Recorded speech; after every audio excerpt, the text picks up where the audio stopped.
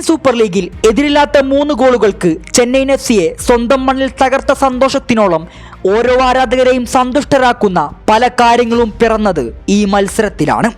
തുടർച്ചയായി 3 മത്സരങ്ങളിൽ തോൽവി നേരിട്ട് വിമർശനങ്ങൾ ഒരുപാട് ഏറ്റുവാങ്ങി മൈക്കൽ സ്റ്റൈറയുടെ കോച്ചിംഗ് സ്ഥാനത്തിന് പോലും വലിയ ചോദ്യമുയർന്ന സമയത്താണ് ഒരു ഗംഭീര വിജയം ബ്ലാസ്റ്റേഴ്സ് സ്വന്തമാക്കുന്നത്.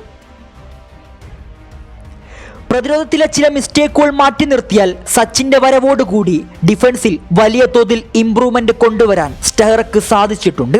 ഒപ്പം ഇരു വിങ്ങുകളിലും ഡേഞ്ചർ ക്രോസുകൾ നൽകിക്കൊണ്ട് സന്ദീപും നവോച്ചയും അവരുടെ ഒരു ഡ്യൂട്ടി കൃത്യമായി നിർവഹിക്കുന്നുണ്ടായിരുന്നു.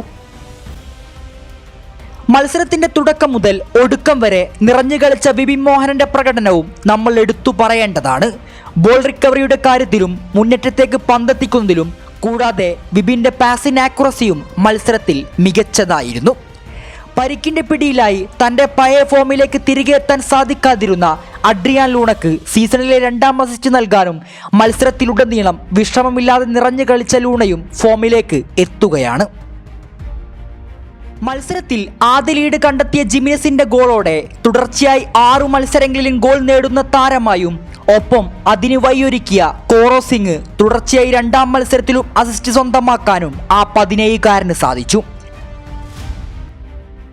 കളിയിലുടനീളം ചെന്നൈ ഡിഫൻസിനെ പരീക്ഷിച്ചുകൊണ്ടേയിരുന്ന നോഹ സദോയ് തന്റെ തിരിച്ചുവരവ് ഗംഭീരമാക്കി ഒരു ഗോളും മറ്റൊരു ഗോളിന് വഴിയൊരുക്കിയും മത്സരത്തിലെ ഏറ്റവും മികച്ച താരമായും മാറിയിരുന്നു. നോഹയുടെ പാസിൽ രാഹുലിന്റെ ഈ സീസണിലെ ആദ്യ ഗോളാണ് കൊച്ചിയിൽ പിറന്നത്. 30 മത്സരങ്ങൾക്കിപ്പുറം KP രാഹുൽ ഈ സീസണിൽ തന്റെ ആദ്യ ഗോൾ സ്വന്തമാക്കുമ്പോൾ കേരള ബ്ലാസ്റ്റേഴ്സിന്റെ സീസണിലെ ഏക ഇന്ത്യൻ സ്കോററാണ് അയാൾ. എല്ലാറ്റിനുമപ്പുറം 19 മത്സരത്തിന് ശേഷം സച്ചിന്റെ മടങ്ങി വരവോടെ ആദ്യ ക്ലീൻ ഷീറ്റാണ് ചെന്നൈക്കെതിരെ ബ്ലാസ്റ്റേഴ്സ് നേടിയത്. ബാംഗ്ലൂരിനെതിരെ 3ഉം മുംബൈക്കെതിരെ 4 ഗോളുകൾക്ക് വലിയ മാർജിനിൽ പരാജയപ്പെട്ട ബ്ലാസ്റ്റേഴ്സ് ഇന്ന് വലിയ സ്കോറിന് വിജയിച്ചിരിക്കുകയാണ്.